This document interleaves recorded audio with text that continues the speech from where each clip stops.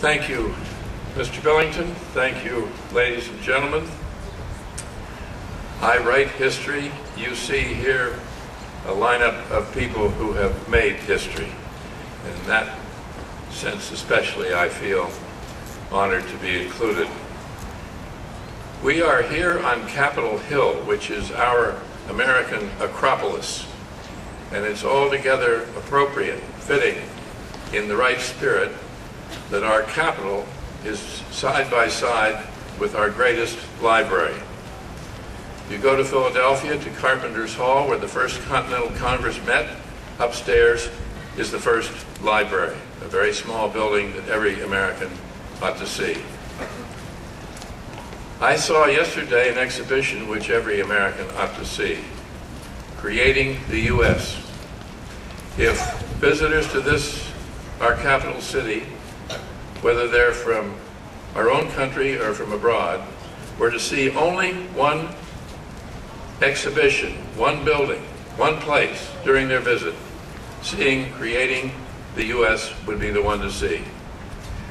And I want to emphasize as strongly as I can that the power of this great institution isn't just in its collections, isn't just in its accessibility, it's in the staff, the very able, knowledgeable, dedicated staff.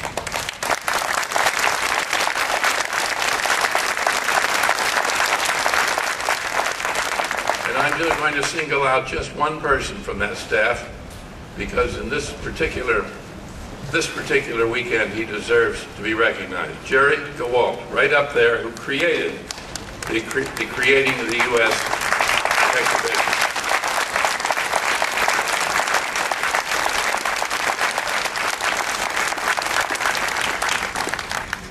One of the innumerable lessons of history is that there's no such thing as a self-made man or woman. Never happened. We're all the results of people who have helped us, who've guided us, who've inspired us.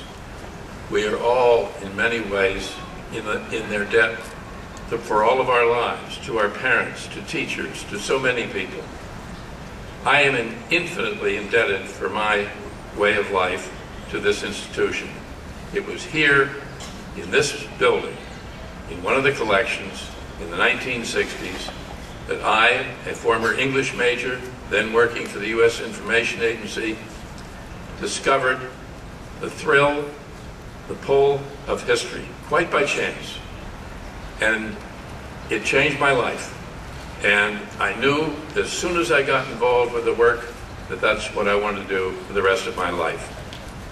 So to be honored in this way, here, on this day, on these steps, in this part of our Acropolis, for me, is as high a moment in my life as I could imagine. But there's one more great influence that I want to tell you about because it's the most important of all. And that's my editor-in-chief, my wife, Rosalie.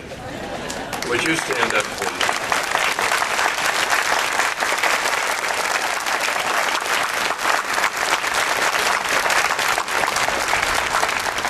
We have 5 children, 18 grandchildren. She's mission control.